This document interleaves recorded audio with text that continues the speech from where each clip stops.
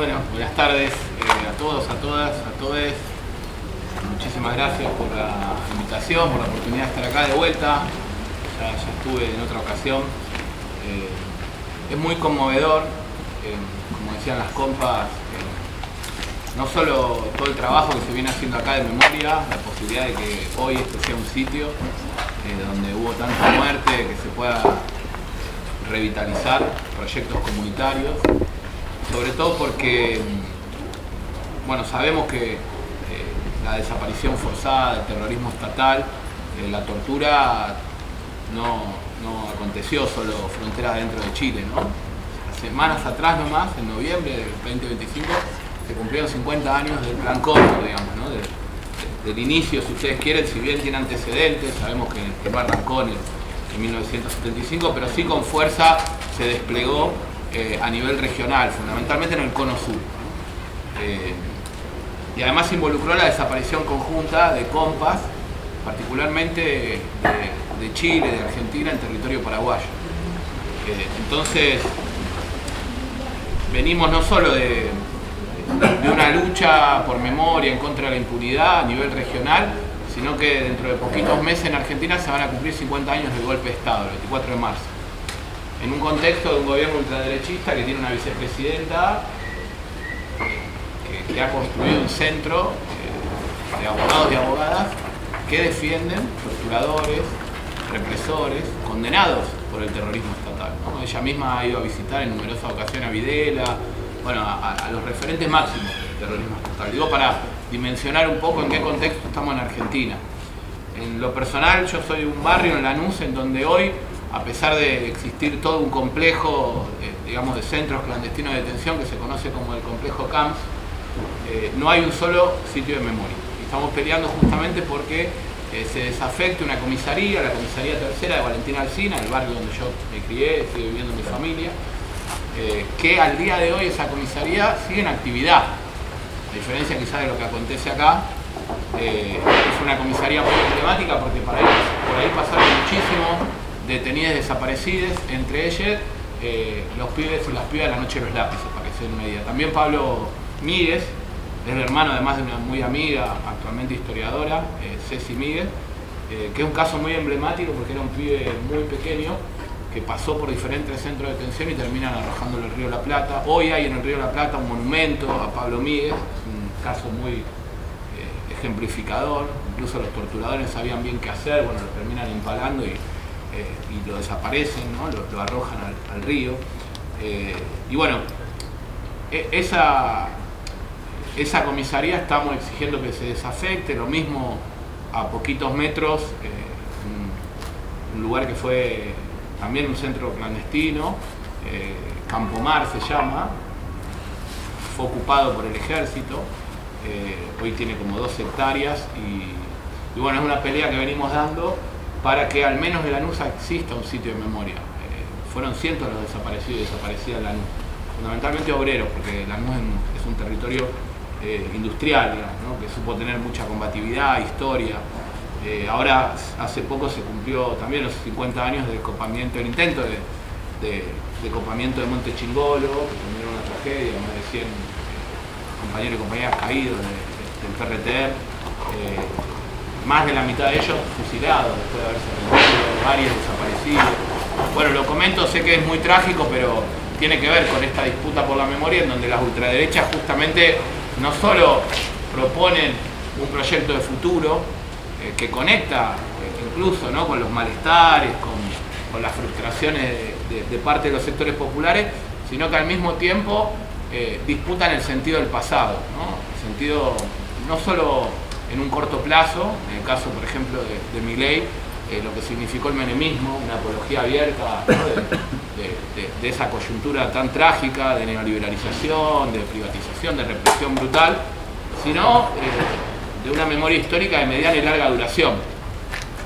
En torno al terrorismo Estado, también una apología abierta, ya ni siquiera revitalizar lo que se conoció como la teoría de los 2 demonios, un demonio de ultraderecha, paramilitar, o vinculado al terrorismo de Estado, y un demonio de ultraizquierda, que fue lo que un poco inauguró un relato y una narrativa post-dictadura durante el gobierno de Alfonsín y con el llamado Nunca Más, sino directamente un negacionismo abierto respecto de lo que ocurrió en todos esos años, ¿no? Incluso una exigencia para que se liberen muchos de estos genocidas, una presión parlamentaria, pero también mediática, comunicacional, que vienen haciendo con énfasis en los 24 de marzo, ¿no? Y una disputa por el sentido incluso fundacional de la nación argentina, una nación blanca, una nación de las élites, reivindicando el roquismo, el proyecto, digamos, fundacional de lo que se conoció, bueno, digamos, dentro de la narrativa oficial como la llamada conquista del desierto, el equivalente de la pacificación de la Araucanía, ¿no?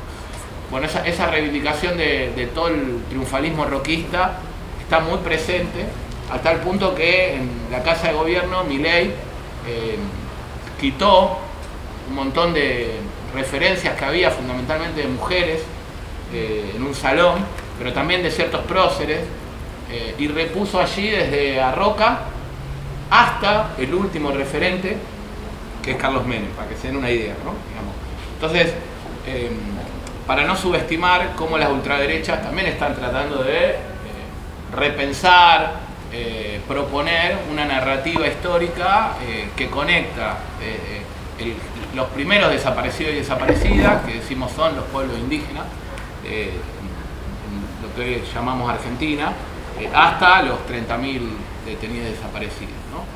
Y obviamente en la actualidad también planteando una narrativa belicista, represiva.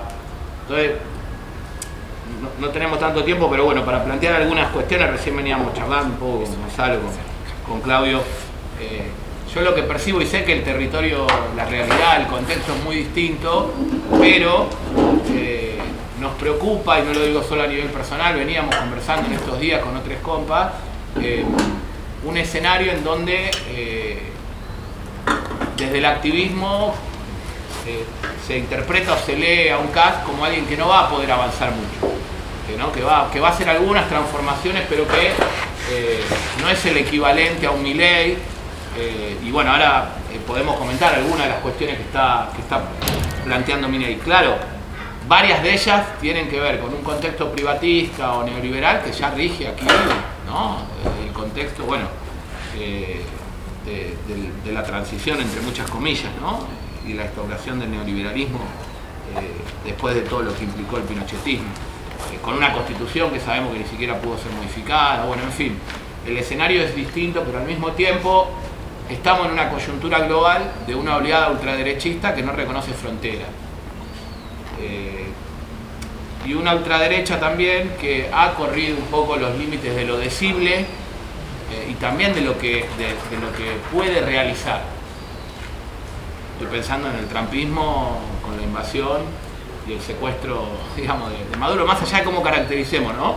El régimen, el proceso bolivariano, frontera dentro de Venezuela. Nadie hubiese pensado, yo diría años atrás, incluso yo diría un año atrás, ¿no? Que eso podía acontecer, pero lo más preocupante no es eso. Yo tenía acá una cita de René Zabaleta Mercado, que es un marxista boliviano muy potente, que vale la pena releer porque reflexionó mucho, vivió acá en plena Unidad Popular y reflexionó mucho sobre el fascismo. Y él decía, lo temible del fascismo no es el terror contra el pueblo, contra la clase obrera en particular. Claro que eso es brutal, ¿no? Y hay que combatirlo. Sino que ese terror pueda estar apoyado por la mayoría. La irracionalidad se ha convertido en un orden social. Los móviles irracionales son usados intensamente. Reflexionaba, ¿no? Y yo creo que uno de los problemas mayores de lo que aconteció en Venezuela, de un montón de dinámicas que están ocurriendo a nivel global, es el estupor, un poco la inmovilidad en la que estamos sumidos, incluso las y los militantes, los pueblos, ¿no? Estoy pensando en el genocidio en Gaza, un genocidio transmitido en vivo y en directo, con una saturación mediática en las redes sociales de asesinatos, de masacres, de niñas, de mujeres, ¿no? En una condición de vulnerabilidad total. Y creo que el trumpismo lo que está develando un poco es la palestinización del mundo. Es decir, que eso que aconteció en Palestina no es una anomalía, no está confinado a Gaza, sino que potencialmente puede ocurrir en cualquier territorio del mundo, ¿no?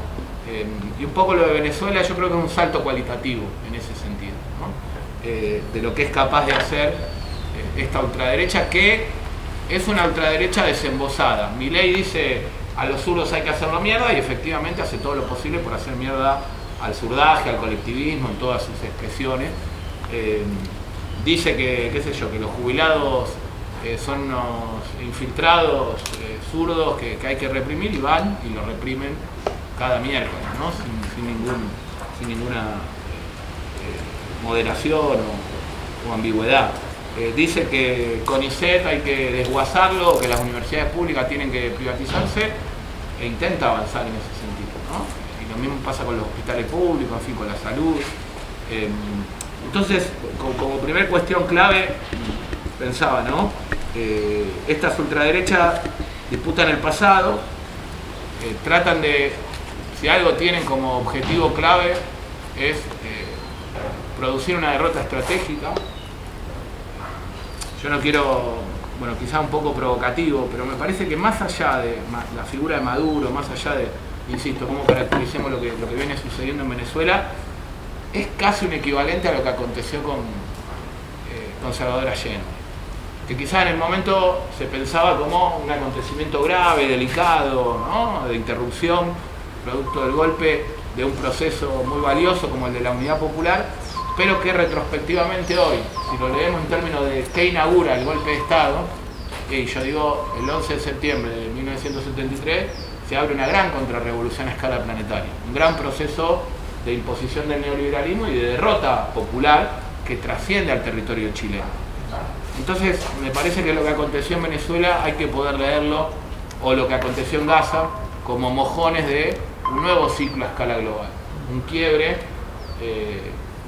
una crisis, algunos lo llaman del capitalismo pacificado, ¿no? Es decir, efectivamente una manifestación clara del contexto bélico a escala global, una gran guerra civil planetaria, en donde el imperialismo no va a dudar, así como hizo lo que hizo en Venezuela, y la reacción, lamentablemente, en términos de internacionalismo, de solidaridad activa, no estuvo a la altura, hay que decirlo, no estamos a la altura. Eso mismo puede acontecer en Cuba, ya lo dijo, y ahora sabemos que lo dice y lo puede hacer efectivamente, ¿no? Y eso mismo puede ocurrir en Groenlandia, y puede ocurrir en Colombia, y puede ocurrir en México. Entonces, no estamos hablando solo de imperialismo, estamos hablando también de un proyecto ultraderechista que se coordina y que se articula, porque efectivamente el triunfo de Milei en las elecciones de medio término venía de una pérdida rotunda en la provincia de Buenos Aires, sobre todo, que se revirtió no solo como único factor, pero sí en parte por el intervencionismo trampista, por el rol del Fondo Monetario, por el endeudamiento y la fragilidad de la economía en el caso de Argentina, y el trampismo está interviniendo abiertamente, no solo en términos bélicos, militaristas, de bombardeo en el caso de Venezuela, sino también en cada una de las elecciones. Lo vimos en Honduras, bueno, lo vimos obviamente en Argentina, lo vamos a ver el año que viene, bueno, este año mejor dicho, dentro de poquitos meses, en Colombia, en Brasil, en fin. Entonces un contexto muy frágil de inestabilidad hegemónica, yo diría de caos a nivel global, porque efectivamente es una potencia en declive, un imperialismo decadente, pero esa misma decadencia lleva a un creciente belicismo, a compensar esa debilidad socioeconómica, productiva, geopolítica, con un factor que todavía tienen a favor los yanquis, que es, digamos, ser la potencia militar más importante a escala global, ¿no? Por lejos incluso de las otras potencias emergentes, China, Rusia, etc. Entonces, bueno, volviendo un poquito a Argentina, y también repensando algunas cosas que veníamos leyendo, escribiendo. Una, ¿cómo hacemos para tener una lectura más interescalar que pueda atender a la especificidad de la realidad chilena con un cast, a una debacle y una descomposición del proyecto progresista, no solo en Chile, con el gobierno de Boric, que está muy claro, sino a nivel más regional, con la debacle de los llamados progresismos?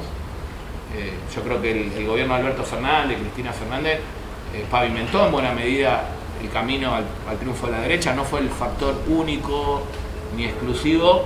Ahí hay que sumar obviamente la pandemia. Yo creo que también tenemos que repensar cómo, así como hay un punto de quiebre, digamos, fines de año, en los primeros días de enero, con todo lo que aconteció y recién relatábamos, la pandemia es un parteaguas en términos de proceso de subjetivación, de repliegue de lo público hacia lo privado, de angustias, de temores, de malestares, fundamentalmente en las juventudes. Entonces, Milei irrumpe no casualmente, la primera elección donde se presenta es en 2021, saca el 17% en la ciudad de Buenos Aires, inmediatamente a posteriori de la coyuntura pandémica. Y la palabra libertad no era algo abstracto para las juventudes que habían estado confinadas.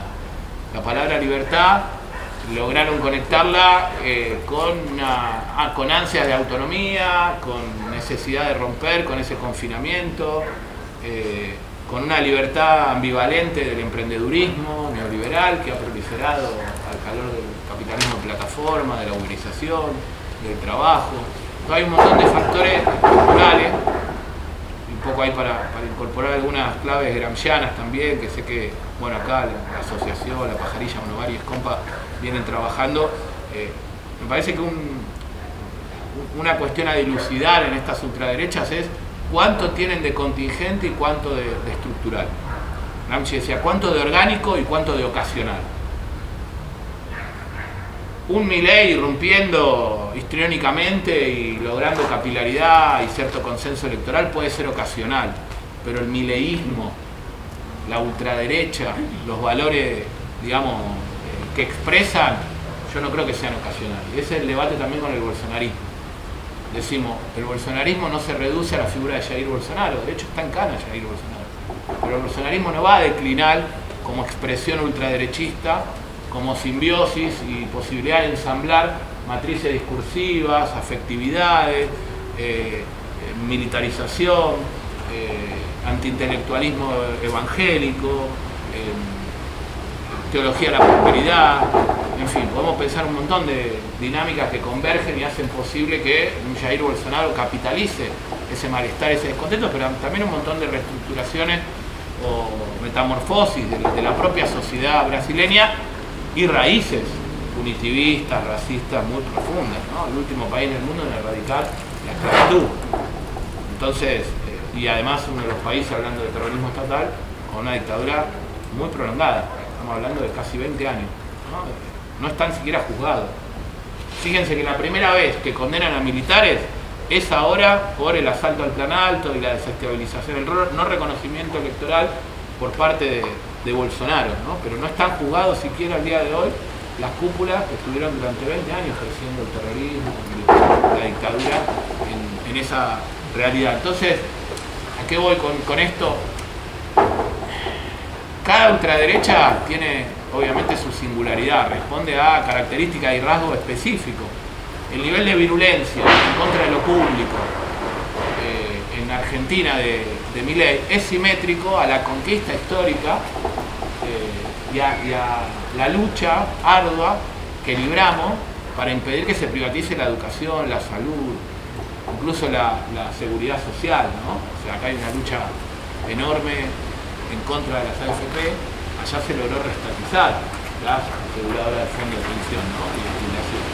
Entonces, lo mismo ocurre con muchas empresas que son al día de hoy empresas públicas deterioradas, por cierto.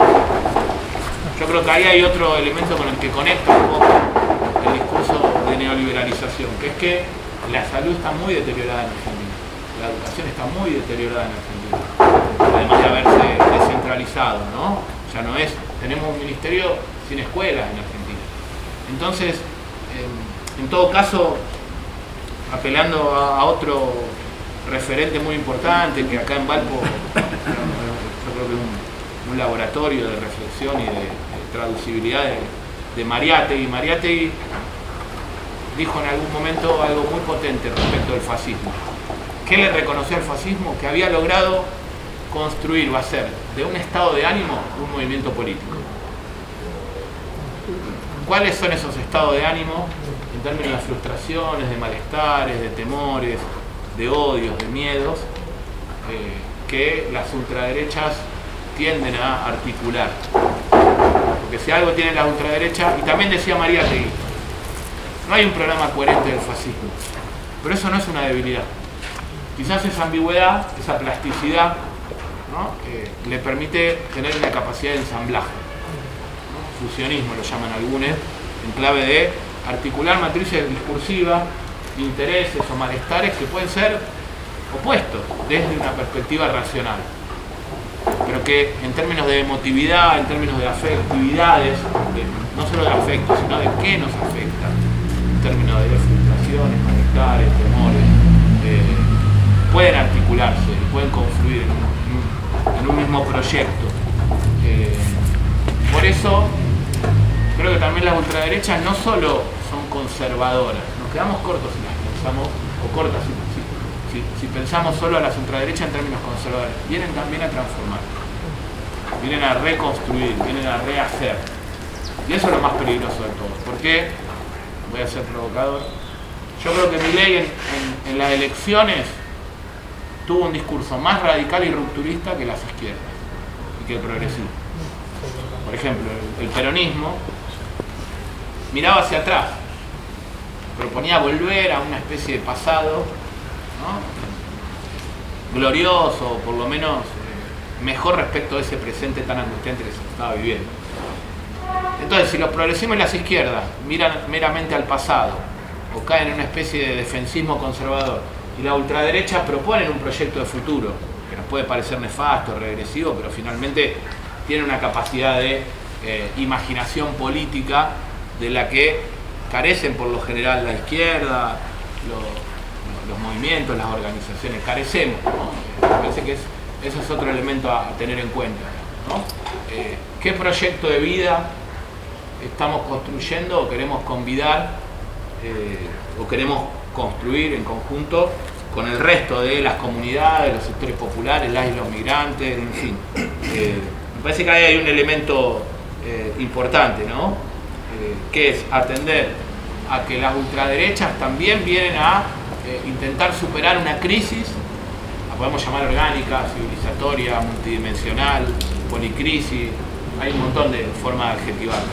Una crisis ambiental y quedó claro con la pandemia, una crisis sanitaria, de los cuidados, socioproductiva, de representación y de desafección, porque acá obligatoriamente compelieron a participar a millones de personas, pero en Argentina, aún siendo obligatorio el voto, se alcanzaron niveles históricos de ausentismo, aún siendo obligatorio, como no se veían desde 1983, desde la caída de la dictadura.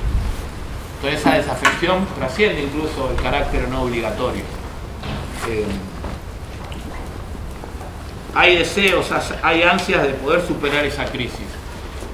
Y en todo caso, es una crisis de la derecha clásica, es una crisis de los progresismos. Yo creo que hay un agotamiento también de esa narrativa, de esa retórica, de ese proyecto, y hubo límites endógenos a ese propio progresismo. Pero también es una crisis de la izquierda antisistémica, radicales. Pero también nos tenemos que hacer cargo de que esa crisis nos atraviesa. Pero también hay un cierto agotamiento, desorientación en torno a cuál es nuestra estrategia de transformación, de disputa contra la ultraderecha, pero al mismo tiempo de construcción de un proyecto emancipatorio, ¿no? O sea, cómo volvemos a articular poder y proyecto para disputar contra estas ultraderechas. En el caso de Argentina, bueno, y ahí para ir cerrando, a nivel regional, una primera cuestión que siempre insistimos es que no estamos ante pueblos derrotados, ¿no? A diferencia de la implementación del neoliberalismo a sangre y fuego, por ejemplo, el menemismo se implementó sobre tierra arrasada, se venía del terrorismo estatal, de 30.000 detenidos desaparecidos. Bueno, ese fue el terreno fértil a partir del cual avanzar en términos de un proceso de neoliberalización. Lo mismo ocurrió acá, ¿no? Es una dictadura muy prolongada y una transición pactada, maniada, digamos, ¿no? Con la impunidad como eje vertebrador. Ahora, yo creo que hay un acumulado de luchas, de procesos de resistencia y una relación de fuerzas que precisamente las ultraderechas vienen a quebrar, vienen a intentar desarticular. Ese es el motor de las ultraderechas.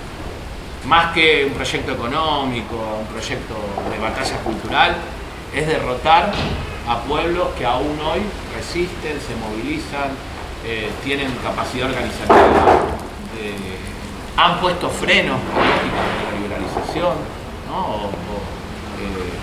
De desarticulación o de embestida. Entonces hay que leer ese intento de derrota como un intento de restaurar un poder de clase que parcialmente fue vulnerado, de restaurar un orden que se requiere para relanzar un proceso de acumulación y de dominio a escala global, y también ciertos privilegios que tendieron a ser cuestionados en el último tiempo, que no son solo de clase, son por ejemplo heterosis patriarcales en el caso argentino. O sea, Milei, el proyecto de la libertad avanza, expresa también un revanchismo misógino, un intento de reponer esa autoridad patriarcal que fue muy cuestionada al calor de los feminismos populares, de la campaña por el derecho al aborto, un montón de avances que se plasmaron no solo en términos de leyes, sino también de un sentido común despatriarcalizador, diríamos, ¿no? Entonces hay que leer esta embestida de las ultraderechas como un intento de restaurar, en términos de imbricación, un poder que es de clase, de raza y de género. Y eso es Trump.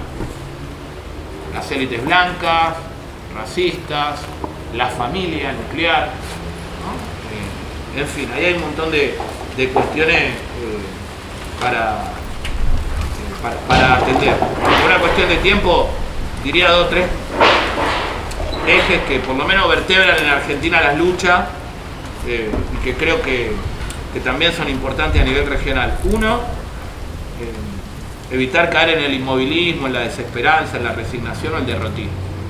La peor derrota, siempre decimos, la derrota anímica. Y pasa mucho, por lo menos en Argentina, que hay desorientación y anímicamente el activismo, la militancia está muy mal, hay que reconocerlo, ¿no? Sobre todo en espacios de militancia o de encuentro como este. Porque además a esa derrota parcial, anímica, producto de la perdurabilidad de un Milei que se preveía que caía a la semana al calor de movilizaciones y de dinámica de protesta y no cayó, yo creo que se le agrega otro elemento no menor que tiene que ver con una crisis cognitiva de comprensión de lo que está ocurriendo, ¿no? Es decir, de poder dimensionar, de poder entender qué estaba aconteciendo para intervenir de manera lúcida y activa, ¿no? Entonces ahí hay un elemento no menor, digamos, cómo combatir el proyecto de la ultraderecha en paralelo a no perder la iniciativa, porque en general tendemos a caer en una dinámica reactiva. Quien maneja los tiempos y la agenda, quien impone los términos del debate político, es la ultraderecha, porque tiene una capacidad de aturdimiento, ¿no? de estar bombardeándonos permanentemente con iniciativas de privatización punitivista, de desguace, de despidos masivos. Entonces vamos corriendo atrás de la agenda de la ultraderecha. Ese es un primer problema. ¿Cómo construimos una agenda y una temporalidad propia? Como campo popular, como izquierda, como organizaciones comunitarias. ¿Cómo generamos un gran movimiento de defensa y democratización de lo público? Allí donde todavía no logró ser desguazado. Sabemos que en Chile es muy distinto a Argentina, pero en Argentina las grandes movilizaciones en contra del gobierno de Milei fueron las movilizaciones, por ejemplo, en defensa de la universidad pública, el presupuesto, en defensa de los hospitales, ¿no? Y se tendió a articular eso. Entonces, ¿cómo hacemos para defender lo público al mismo tiempo que peleamos por su democratización, por su transformación? ¿Cómo hacemos más comunitario y más popular a lo público, pero al mismo tiempo más público a lo popular y a lo comunitario? Por ejemplo, si esto es un sitio de memoria y puede ser reconocido, pero al mismo tiempo gestionado por la propia comunidad, reconocido públicamente me refiero, ¿no? Pero al mismo tiempo sin perder autonomía, creo que ahí hay mucha potencialidad. Y de eso se trata, cómo hacer dialogar la lucha en defensa de lo público, como territorio, como espacio, como sujeto y sujeta que habitan esos ámbitos, con los espacios comunitarios, populares. Cómo asusamos la imaginación política, cómo exploramos otras formas de lucha y de disputa. Si solo tenemos un martillo, todos los problemas se van a parecer a un clavo. Necesitamos una caja de herramientas y requerimos también repensar la estrategia de lucha. En Argentina, y yo vengo un poco de uno de los tantos movimientos piqueteros, y el repertorio de acción del piquete tendió a agotarse, tendió a generar incluso hastío en un sector de la población, porque era visto exclusivamente como interrupción del tránsito. Se invisibilizaba el problema genuino del desempleo, de la soya comunitaria, de los merenderos, en fin, ¿no? De todo el universo de economía popular que se intentaba dar cuenta en una campe, en un corte de ruta, en un corte de un puente. Entonces, ¿cómo repensamos los repertorios? Atendiendo a una coyuntura que cambió, que mutó. ¿Cómo conformamos un gran movimiento antiautoritario? Ese es otro eje. En Argentina no es cierto que Milei está como un topo destruyendo el Estado, está desguazando instancias estatales que cristalizan relaciones de fuerza o conquista histórica, la gratuidad de la educación, por ejemplo, de la salud, pero al mismo tiempo está apelando al aparato represivo y judicial para avanzar en términos extractivistas, para restringir libertades elementales. Por ejemplo, los servicios de inteligencia ahora por decreto pueden detener personas, que es que te detenga alguien que no tiene identificación, ¿no? Que está clandestino, infiltrado en cualquier lugar, sin orden judicial. Y eso obviamente que esa avanzada, esa ofensiva represiva, el ministerio que más presupuesto, digamos, tiene en los últimos 2 años es el Ministerio de Defensa, el que más incrementó el presupuesto. Así como se restringe el presupuesto educativo, de salud, de otras áreas, el de defensa, el del interior, mejor dicho, el represivo, ¿no? Entonces, más que un Estado que intenta minimizarlo al extremo, hay una metamorfosis del Estado que implica desguace, privatización y liberalización de ciertas áreas, pero intensificación del protagonismo de otras. Sobre todo las que tienen que ver con la represión, las que tienen que ver con la llamada al terror, o reorganizar institucionalmente espacio de valorización.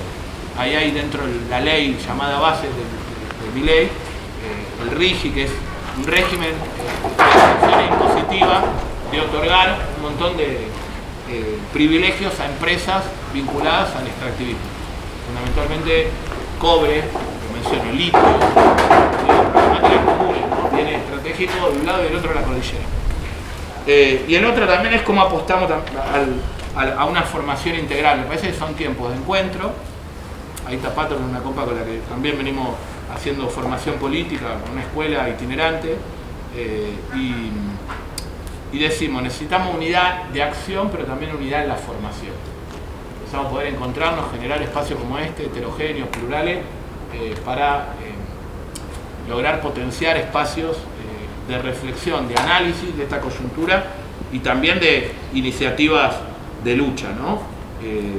Y revitalizar un horizonte de futuro. O sea, ¿qué alternativa concreta podemos plantear frente a ese futuro negativo, distópico, que sugiere, pero que pretende imponer la ultraderecha, ¿no? En el caso de Milei, trata de pensar un proyecto de ultraderecha en clave de futuridad. Bueno, nosotros, ¿cuál tenemos en mente? Si es el socialismo, yo creo que vale la pena recrear, revitalizar un proyecto que lo podemos llamar de otra manera. Va a ser un socialismo en el que quepa mucho socialismo, decimos siempre, comunitario, antipatriarcal, antirracista, ecológico, en fin, con un montón de desafíos y de cuestiones contemporáneas, pero que va a tener que estar vinculado con la vida cotidiana. Y ahí lo último, ahora sí, el internacionalismo. O sea, cómo pensamos interescalarmente la lucha contra la ultraderecha, pero también el hermanamiento, la solidaridad y la articulación entre los pueblos, de mínima a nivel continental y de máxima en términos estratégicos a escala global.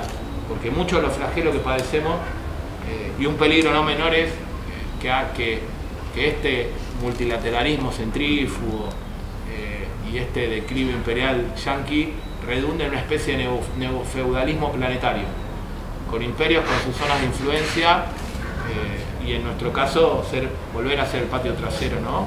Del imperialismo yanqui. Entonces ahí la lucha mancomunada internacionalista, el pensar que muchos de los flagelos que tenemos que disputar, repensar o combatir son globales, también supone revitalizar un poco esa identidad, ese proyecto que no tiene que reconocer fronteras, porque la xenofobia se asienta fundamentalmente en ese ensimismamiento estatal nacional, el pensarnos exclusivamente como chileno y chilena, y ahí ya construyendo otredades que pueden ser venezolanos, venezolanas, haitianos, no importa, lo digo provocativamente porque eso fue un caldo de cultivo para la ultraderecha también, ¿no? Un nosotros, un nosotras exclusivamente identitarista, frontera adentro, que fue además lo que habilitó la Primera Guerra Mundial, ¿no? El fratricidio y un genocidio brutal, una barbarie. Rosa Luxemburgo decía: la ausencia de sentido es la característica básica de la barbarie. Y ahora estamos viviendo el sinsentido a escala global. Entonces poder comprender lo que acontece es clave, y bueno, estos espacios me parece que pueden aportar a eso. Así que muchísimas gracias.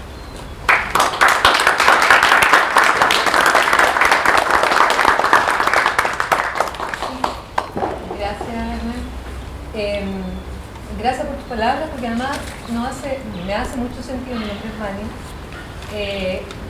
Por otras cosas, en primer lugar porque, bueno, hay algunos autores, Carlos Pérez, por ejemplo, que habla de ponerle nombre, ¿no?, a este momento político que estamos viviendo en Chile, y él le llama autoritarismos civiles, que no son militares, a diferencia de las dictaduras de los años 70, que, claro, de todas formas operan con la mano de la represión, pero particularmente mediante la legalidad represiva. Y hoy, de hecho, estamos cruzados por esa expresión. Por una parte, con el juicio, ¿no?, contra Crespo, por otra parte, particularmente con la represión tremenda del pueblo mapuche. Yo vengo llegando la semana pasada del Gualmapu y pude observar la tremenda violencia simbólica y material, ¿no? Lo que dicen las abogadas y los abogados respecto de cómo se están llevando los juicios. Y los juicios se están llevando con prisión preventiva indefinida, con utilización de testigos falsos, o encubiertos, con investigaciones secretas y con un sinnúmero de elementos que en el fondo nos están diciendo que esto no opera como opera una real democracia, ¿no? Y hablo de la acepción de la democracia liberal, clásica democracia. Entonces, un poco, por una parte, aquello, ¿no?, que finalmente están promoviendo atentados en contra de los derechos humanos, y estamos hablando del sistema judicial chileno. Y por otra parte, porque en Chile, ¿no?, a diferencia de los otros países latinoamericanos, el neoliberalismo que tenemos viene siendo como el raspado de la olla. O sea, ¿qué es, ¿no?, lo que nos queda por vender? Porque ya desde la dictadura, con la continuidad de los gobiernos de la concertación, se terminó vendiendo todo, hasta el agua. Recuerden ustedes el gobierno del lago, ¿no?, y todo. Sin ir más lejos, esta comisaría igual es interesante, como decía nuestra compañera Dani, y ya tiene 10 años. Esta comisaría fue tomada por la comunidad frente al avance del mercado inmobiliario, porque aquí en el cerro se echó abajo un hospital ferroviario que data de 1925, que fue levantado con aporte de los propios trabajadores ferroviarios. Este es un cerro con identidad ferroviaria, y en algún momento estaba como en el clima, ¿no?, de la información de que aquí también lo iban a vender para levantar edificios. El mercado inmobiliario acá, las forestales en el Gualmapu, ¿no?, finalmente es la expresión de un modelo depredador. Y el capitalismo es la expresión del modelo depredador bajo la forma del neoliberalismo. Y a mi entender, no solo depreda territorio, no solo depreda materialmente, sino que también depreda subjetivamente. Y yo creo que esa depresión de carácter subjetivo es una de sus tantas manifestaciones es el individualismo, ¿no? Lo dijo Margaret Thatcher en los 80, ¿no? Aquí no hay sociedad, hay individuos y familias. Y yo creo que hemos seguido al pie de la letra precisamente esas lecturas, ¿no? La importancia, ¿no?, del individuo, el concepto de libertad, como hoy día es retomado el concepto de libertad. Y no hoy día, sino yo recuerdo bien porque en ese entonces trabajaba en salud pública, en el primer Piñera, cuando llegan los asesores y las asesoras de salud pública con el eslogan elige vivir sano, elige comer sano, elige tener una buena vida. Entonces, pero ¿quién puede elegir? O sea, ¿es posible hablar de una elección? ¿No? Y hoy día nuevamente hay como una nueva vitalización de este concepto de la libertad de elegir, porque somos una sociedad sustentada en el consumo, ¿no? Hoy día, si le pudiésemos dar un nombre o una expresión marxista, podríamos decir que además de la plusvalía apropiada por el patrón, los trabajadores y las trabajadoras nos encontramos además tironeados por el consumo, ¿no? Incluso llevado a términos como económicos, a los intereses que un trabajador, que una trabajadora tiene que pagar. ¿Por qué? ¿No? Para poder vivir con la vida que llevamos a partir de, acá le decimos los plásticos, ¿no?, las tarjetas de crédito. En los supermercados cada vez es más, no deja de llamarme la atención que la gente paga con tarjeta de crédito, ¿no? Con tarjeta de consumo, que luego a fin de mes paga unas cuentas tremendas porque es imposible vivir para una familia. Y lo último que también quería mencionar, porque hace un tiempo atrás tú estuviste acá y nos invitaste a hacer una lectura, ¿no?, del capitalismo en el siglo XXI, y ahí yo creo que, no yo, sino autores que nos invitan a volver a hacer una lectura del mundo del trabajo, ¿no?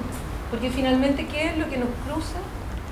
Nos cruza eso, nos cruza una vida que no es digna de vivir, nos cruza una situación de precariedad laboral, ¿no?, que ya lo hemos normalizado.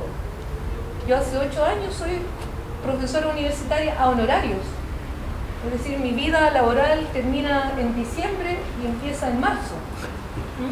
Y hemos normalizado tanto esto que finalmente como que lo normalizamos y no nos preocupamos de que hoy día el mundo del trabajo sigue siendo crucial para afrontar una vida digna, ¿no?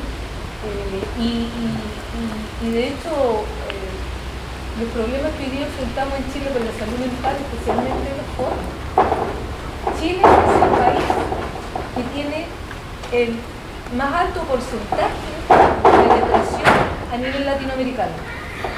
Los suicidios juveniles hoy día son pan de cada día. Donde vaya, nos encontramos con suicidios juveniles. ¿Y eso qué es? Eso es falta precisamente como de incertidumbre, es desazón. Nos podríamos preguntar ¿por qué están sufriendo nuestros jóvenes? ¿Por qué los jóvenes toman la decisión? ¿Por qué la gente, ¿no?, vive en las depresiones, vive en esa situación de salud mental? La esconde con el consumo, pero eso es un modelo de vida que queremos para nuestras sociedades en general, latinoamericanas, chilenas, ¿no? Y yo creo que ahí es como que nos ha faltado en la izquierda de hacer esas lecturas también, porque es como la clásica lectura tan cuadrada, ¿no?, tan estructural del mundo del capital y el trabajo, que el mundo de las subjetividades y cómo opera y cómo ha operado durante estas décadas el capitalismo depredador sobre nuestros cuerpos y sobre nuestros territorios, sobre nuestras mentalidades. Las mentalidades son, digamos, según el historiador Brodel, como estos tiempos largos, que son tiempos seculares, ¿no? Pueden durar un siglo y tardan mucho en cambiar, ¿no? Pero así también cuando cambia la mentalidad se queda muy soterrada, ¿no? En el día a día y en ocasiones como que no hacemos caso de eso. Entonces como, escucha, pensar en un proyecto futuro, unitario, también implica hacer ese otro salto que no todos, algunos sectores de izquierda, pero los sectores tradicionales de izquierda, no digo, eso contando el Partido Comunista que también es de izquierda, no hemos sentado a pensar, a dialogar, a conversar, a reflexionar sobre eso, sobre cuál es la vida que queremos vivir. Eso quería... Vale, gracias, Vania. Bueno, mi turno. Antes de empezar quisiera saludar a las compas de la SCOMI por habernos brindado el espacio y poder generar este conversatorio. Quisiera saludar a la Editorial Popular La Pajaría, que está presente ahí con unos librillos, con unos cuadernillos, para que después le puedan echar una miradita. Quisiera saludar también al Cordón Vecinal Siete Cerros, en el cual participo, y acá está presente también, de su integrante. Y también saludar a la Asociación Gran Chichile, de la cual también participo y que también hay algunos integrantes por ahí presentes. También quisiera saludar a la compa Ede, que va para allá, que es la que diseñó el afiche, y quisiera hacer mención porque además que le quedó muy bonito, como que representó simbólicamente muy bien la temática que estamos abordando. ¿Ya? Estas sillas vacías, ¿no es cierto?, apuntando hacia la tele, mostrándonos, ¿no es cierto?, a esto que le hemos llamado fascismo, ¿no es cierto?, en la pantalla, y que en realidad, hace alusión también a cómo la industria de los medios de comunicación y las redes sociales han sido victoriosos en manipular nuestras mentes, nuestro cerebro, ¿no es cierto?, y de modelar nuestros criterios. ¿Ah? Y sin darnos cuenta, sin querer queriendo, terminamos aplicando y asimilando mucho de las cosas que nos van diciendo y las repetimos sin siquiera darnos el tiempo de procesarlo, ¿no es cierto? Entonces, por lo menos en lo que a mí respecta, en mi intervención, voy a buscar un poco hacer énfasis en estos signos de interrogación que tiene el título que nos convoca y tratar de profundizar en eso, en poner en cuestión, en interrogar lo que se presenta, ¿no es cierto?, como lo que el título de la temática, que es, ¿no es cierto?, el avance del fascismo y la ultraderecha en el mundo. ¿Qué tanto es así?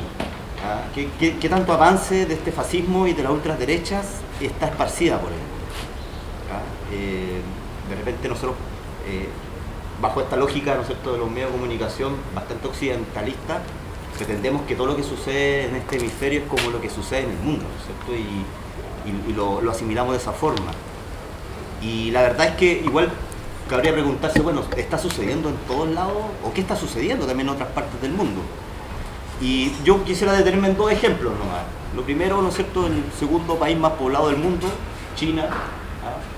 Sabemos que por lo menos ahí avances de la ultraderecha y el fascismo no hay, ¿no es cierto? O sea, hay un partido comunista que gobierna, ¿no es cierto? Podemos cuestionarlo todo lo que queramos, ¿no es cierto? Pero es así. Hay un socialismo que se ha ido desarrollando al estilo chino, ¿no es cierto?, que podemos criticarlo, cuestionarlo, pero es así. De hecho, en su constitución política, si uno la revisa, se podrá dar cuenta que muchos de los elementos que se plantean ahí en la constitución política están presentes, ¿no es cierto?, en la crítica al programa de Gotha de Carlos Marx, o en la crítica al programa de Erfurt de Engels. O sea, por lo menos tienen una base teórica de la cual se amparan para aplicar, ¿no es cierto?, sus directrices. Las principales empresas son estatales, de propiedad pública. Su constitución dice que todo el poder es para el pueblo, ¿no es cierto?, como lo planteó Lenin en su momento. Y la verdad es que tienen un sistema organizativo que nosotros desde esta perspectiva occidentalista la vemos como súper autoritaria, represiva, y poco menos que los chinos están presos que son millones a todo esto, ¿no es cierto?, pero que están todos presos poco menos en estas jaulas del comunismo. Entonces, por lo menos ya tenemos ahí una buena masa de personas que no están en esa sintonía. Y otro ejemplo que quisiera también traer a colación es Burkina Faso. Burkina Faso, actualmente el presidente de Burkina Faso, que queda en África, es el presidente más joven del mundo. Ibrahim Traoré, si no me equivoco el apellido, Ibrahim Traoré, un revolucionario. En 2022 se toman el poder, ¿no es cierto? Y la verdad es que los avances que se han desarrollado en lucha para romper con el colonialismo francés han sido tremendos. O sea, han roto relaciones diplomáticas, han roto con relaciones militares, han echado a los franceses a los franceses militares de sus territorios, han estatizado las principales minerías del país. En términos de agricultura, de hecho, a pesar de que decían que Traoré era bastante loco, ¿no es cierto?, llegó a plantar tomate y ahora es uno de sus grandes productos, además del algodón. O sea, estamos ante una situación, ¿no es cierto?, y son 23 millones y medio de habitantes, ¿no es cierto?, los que habitan en Burkina Faso. A todo esto, Burkina Faso, y Traoré es, digamos, el legado de Sankara, el que fue conocido durante los 80 como el Che africano. Sankara fue el que de hecho le cambió el nombre al país de Burkina Faso, que tenía otro nombre, colonial, ¿no es cierto? Y que a todo esto Burkina Faso significa la patria de los hombres íntegros. Y bueno, Sankara fue asesinado por su mano derecha en su momento, durante los 80. Y Traoré es uno de sus continuadores. Los invito a escuchar sus discursos, que son bastante geniales, motivadores, que inspiran bastante. Y no solamente Burkina Faso, sino que también todo este fenómeno que está sucediendo en África, que está peleando, luchando en contra por su independencia, por su soberanía, por su autonomía, y luchando principalmente contra el imperialismo francés, que hace bastante rato que estaba ahí, que usufructuaba de las materias primas ni siquiera sin pagar impuestos. Era como en los tiempos, ¿no es cierto?, de la oficina salitrera acá en Chile, a ese nivel, ¿ya? Y bueno, ahí se ha generado entre Burkina Faso, junto con Malí y con Níger, se ha generado la alianza de los estados del Sahel, donde van a comenzar a desarrollar una moneda única entre estos tres estados, donde han generado un pasaporte único entre estos tres estados, y donde están efectivamente llevando a cabo una ofensiva anticolonial bastante potente, ¿ya? Entonces, partiendo ahí por esos elementos, podemos poner en duda que esto del avance del fascismo y la ultraderecha, por lo menos a nivel mundial, no es. O podemos decir que es una dialéctica entre distintas fuerzas, ¿no es cierto?, que buscan imponerse y buscan liberarse, ¿ya? Entonces no estamos tampoco ante un sometimiento a nivel mundial de ese modo. Ahora, voy a dejar el fascismo para el final. La ultraderecha. ¿Qué chucha es la ultraderecha? Y de hecho esto de identificarnos con esta lógica binaria de izquierda y derecha ya hace bastante rato que está como un poco como sobrepasada, ¿no es cierto? Es un término que más encima es decimonónico, proviene del tiempo de la Revolución Francesa, hace montonazos de siglos, ¿no es cierto?, donde eran los que se sentaban a la izquierda y a la derecha del rey, ¿no es cierto? Los primeros izquierdistas fueron los jacobinos, los que le sacaron el filo a la guillotina hasta que más no pudieron, ¿no es cierto?, y hicieron un gobierno del terror, ¿ya? Y esos fueron los primeros izquierdistas que aparecieron. Entonces, ¿qué tanto nos sirve para el análisis, para la comprensión, para la crítica, el ocupar estos conceptos, estos términos binarios, ¿no es cierto?, que nos quedan chicos, que poco identifican, o que más bien dicen mucho y a la vez dicen poco, ¿no es cierto?, o que muchas personas se identifican tanto con la derecha como con la izquierda, ¿no es cierto? Voy a partir con la derecha. Cuando hablamos de ultraderecha, ¿qué implica el hablar de una ultraderecha? Presupone que hay una derecha, o una derechita cobarde, como le llaman, ¿no es cierto?, o peor aún, que existe una centro-derecha. Y en el caso chileno, la centro-derecha sería RN y la UDI. el RN y la UDI sería la centro derecha, los moderados, los mismos que fueron precisamente militantes de la dictadura militar desde el 73 hasta el 89. O sea, poco y nada tienen de moderados, ¿no es cierto? Y maquillarlos bajo esta lógica de la centro derecha ha traído, ¿no es cierto?, fatales consecuencias. Y la ultraderecha en realidad se define más bien por la verborrea radical que tiene, ¿no es cierto?, de balbucear algunas cosas, de decir que va a hacer tales cosas, y sabemos bastante bien que la verdad es que la derechita en general, desde la centro derecha hasta la ultraderecha, es bastante cobarde. Toda la derecha en este círculo es sumamente cobarde, y lo vemos también ahora, ¿no es cierto?, en nuestro país. Esta división o esta como proliferación que se ha dado como diversificación de mercado, de tratar de ampliar, ¿no es cierto?, los distintos horizontes de la derecha, que permiten dar como distintas como opciones a los libertarios, Evópolis, y como que uno pueda ir como a la góndola del supermercado y recoger, ¿no es cierto?, a cuál le genera más empatía, ¿no es cierto? Pero queda ahí, anidado en eso. Y la verdad es que poco también permite definir a nuestro enemigo en ese sentido, a clarificar o a entender bien dónde está, ¿no es cierto?, ese peligro. Y la izquierda. La izquierda, ¿de qué es la izquierda? Tironi se considera de izquierda. Brune se considera de izquierda. Boric se considera de izquierda. El mismo que promulgó la ley Naim Redamal, ¿no es cierto?, y que una serie de leyes represivas que efectivamente hasta el día, o que permiten que, por ejemplo, que, como decía Vania, ¿no es cierto?, que Crespo esté libre e impune por las calles, gracias a Boric. El verdadero gobierno de emergencia del poder ha sido precisamente Boric. Él es el que ha promulgado una serie de leyes y ha aprobado una serie de avances para que el neoliberalismo se siga profundizando. Es lo que hemos tenido desde el fin de la dictadura hasta el día de hoy. Puro gobierno, en definitiva, que son socialdemócratas liberales. Seguimos en la misma disputa entre pelucones y pipiolo, entre conservadores y liberales. O sea, todavía tenemos esa trayectoria histórica que sigue estando presente. Siguen estando en el mismo poder, siguen siendo dueños de los recursos naturales que nos pertenecen, siguen siendo los que administran las principales economías de nuestro país, son los que en alianza con las transnacionales extractivistas, ¿no es cierto?, han hecho su fruto fundamentalmente en base a los royalties, que es impuesto. En definitiva, venden nuestros recursos naturales, se van para afuera, ¿no es cierto?, y el poder se queda por ese remanente y por eso termina gobernando.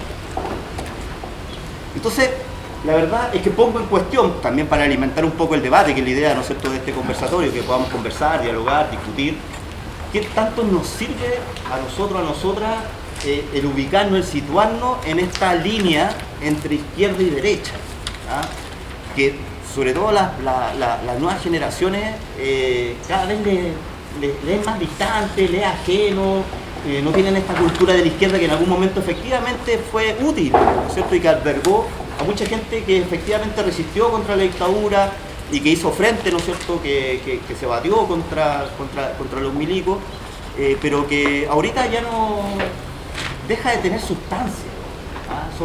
Son términos que en definitiva sirven en realidad para la política de salón, para el Parlamento, para el Ejecutivo, pero que para nosotros, nosotras, es poco lo que el sentido, el contenido que puede tener, las subjetividades que nos convocan, poco tienen de identidad con respecto a él. Entonces, sería bastante bueno, sano, la verdad, actualizarnos en ese sentido y poder definirnos de otra forma. Mucho de lo que Hernán, ¿no es cierto?, planteó como desafíos, ¿no es cierto?, de estas transformaciones que tenemos que llevar a cabo y cuáles son los elementos que tienen que estar ahí, el antipatriarcal, ¿no es cierto?, el ecologista, ¿no es cierto?, etcétera. Son elementos que debiésemos comenzar a sintetizar y poder avanzar en definiciones más palpables, más concretas, más identitarias, que nos convoquen, que nos inspiren, que nos motiven efectivamente a realizar distintas iniciativas. Y ahí por último el fascismo, ¿cierto? Bueno, el fascismo efectivamente es súper fácil como para el garabato, para el insulto, para el término peyorativo, ¿cierto? Identificar a alguien como facho, como fascista, ¿no? Este bueno es fascista. Pero en términos como para el análisis, para el cuestionamiento, para la comprensión, también nos queda chico el fascismo.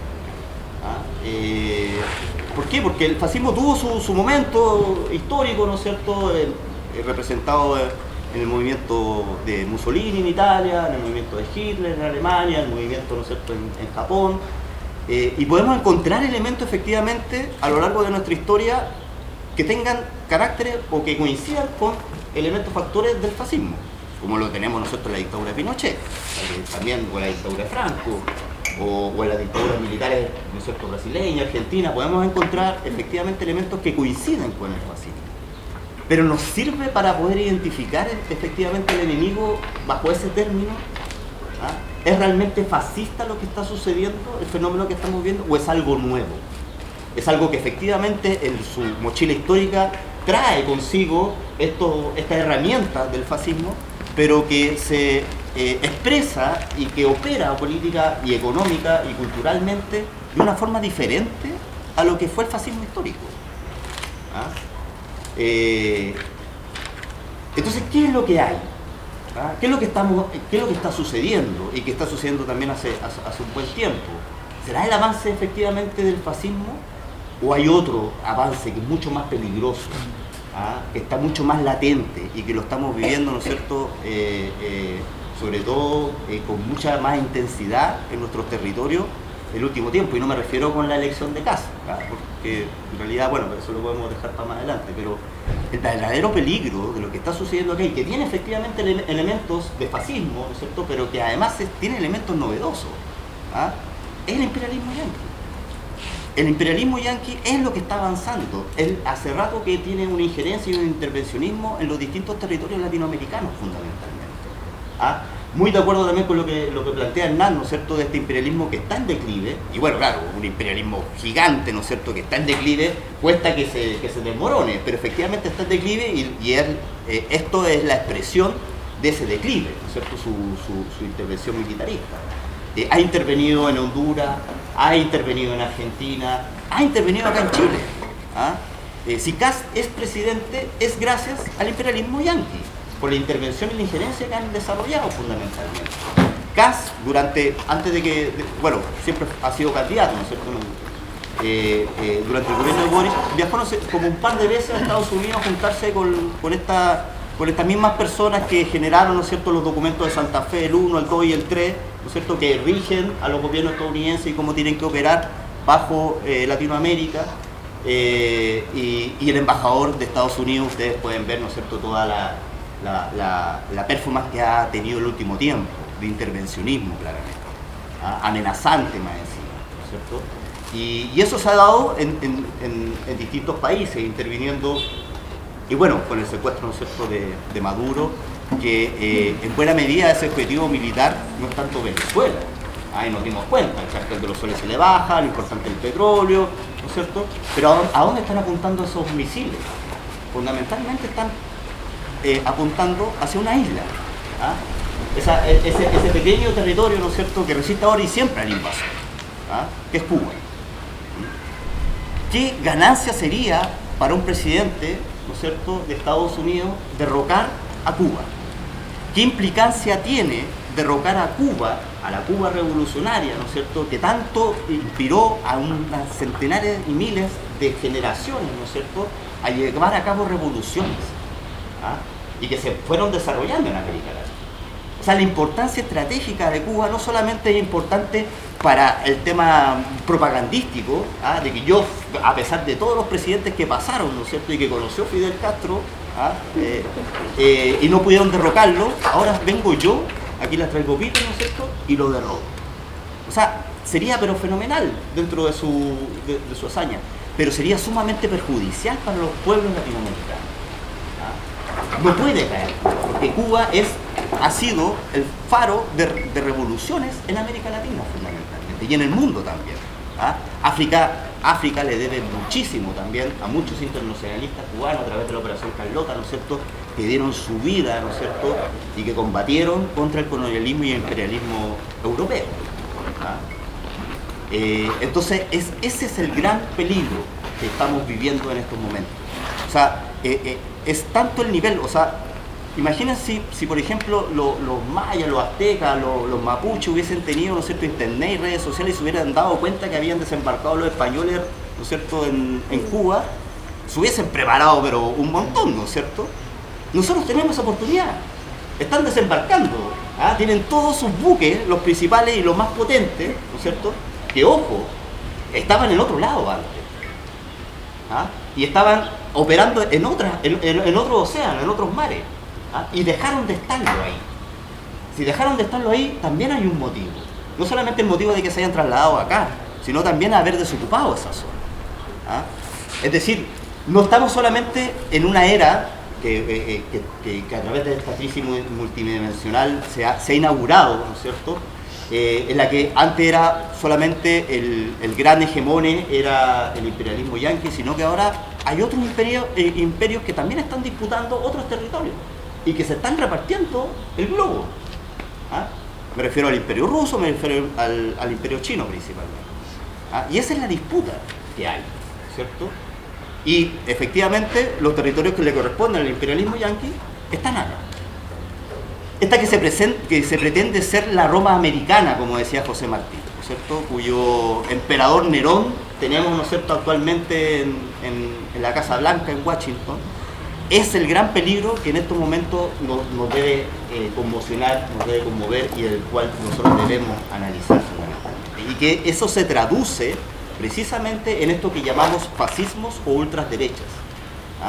Son las operaciones, son los engranajes, son parte de ese sistema que está operando y que está operando nacionalmente en los distintos territorios. ¿Ya?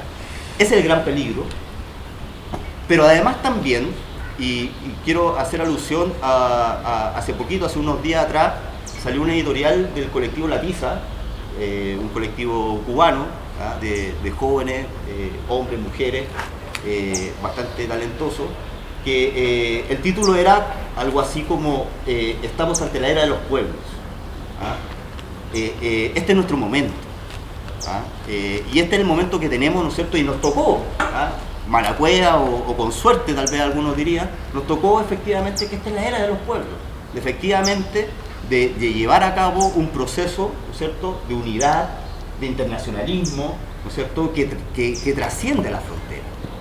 El problema de la migración que nosotros vemos con tanta preocupación a través de los medios de comunicación es una oportunidad efectivamente para poder encontrarnos con nuestros hermanos y hermanas latinoamericanos y poder fundirnos en este proceso de lucha, que es un proceso que va a ser largo, incluso tal vez no alcancemos a ver el final de este proceso, muchas de nosotros, ¿no es cierto?, pero que se inicia en estos momentos y que nos convoca a nuestras generaciones, a los que estamos vivos actualmente, a dar la pelea para qué.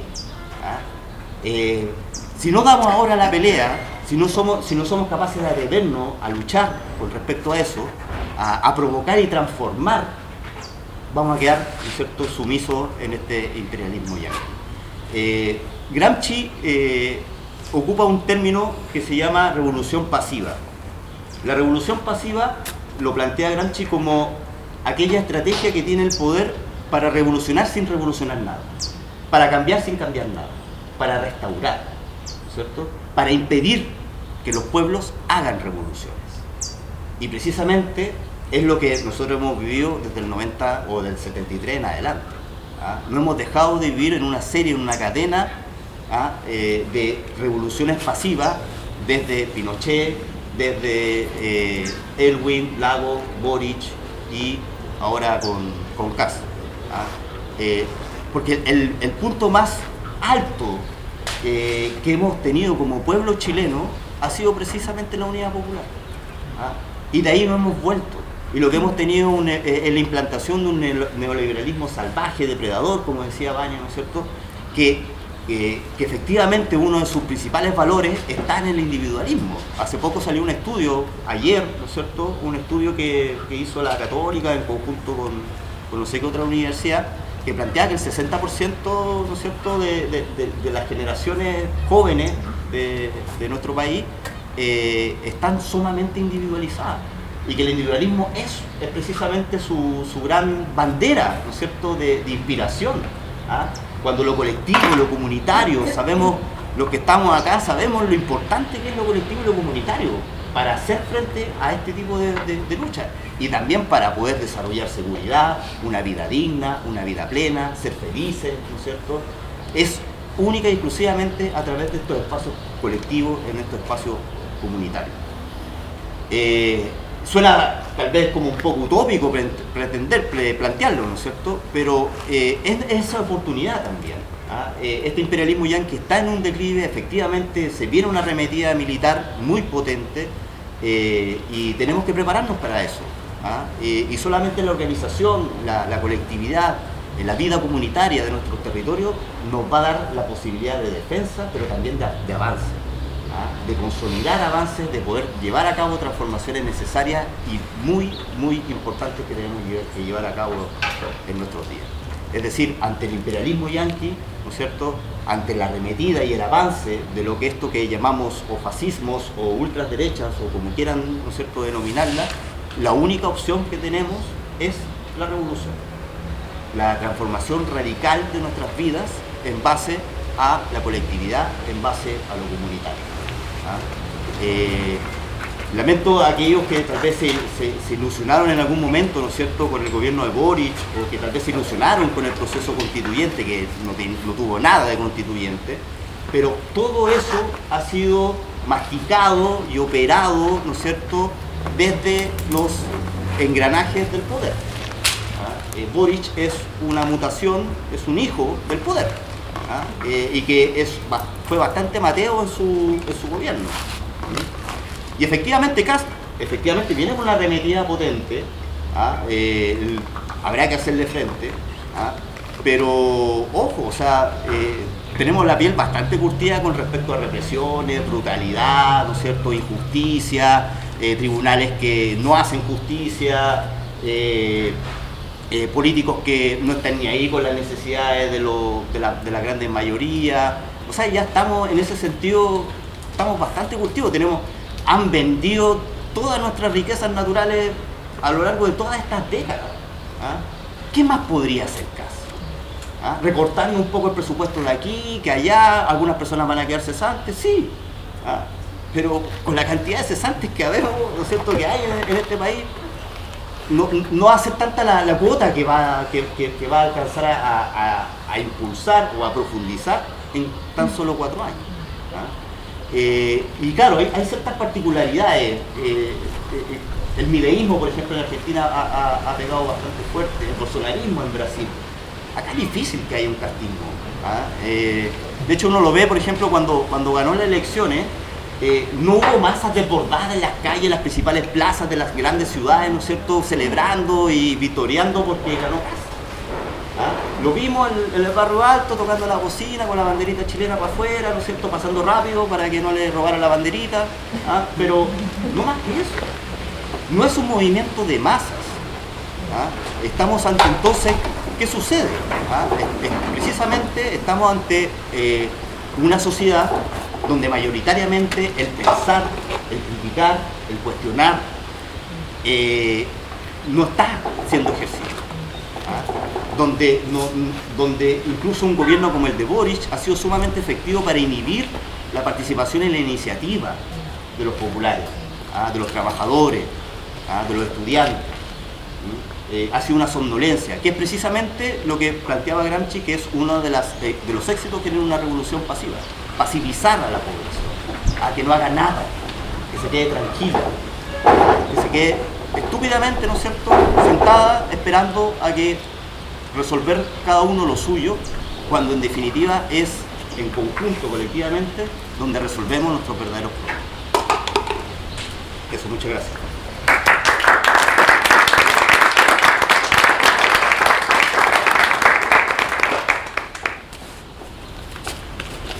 bien, pues, quien quiera hablar, opinar, interferir. Tengo una pregunta igual que la quería hacer a ti justamente porque en un momento igual estaba hablando de esto de que el eje como derecha-izquierda está medio agravado, como también está el capitalismo, y por eso estamos viendo este tigre como herido así, tirando manotazos vagados que es el imperio yanqui. Pero entonces siento que igual los seres humanos igual somos como bien binarios para la cuestión, porque quizás nos costaría dejar de serlo, como que también tendríamos que quizás crear otro eje, otra binariedad que no sea izquierda-derecha, que puede ser otra.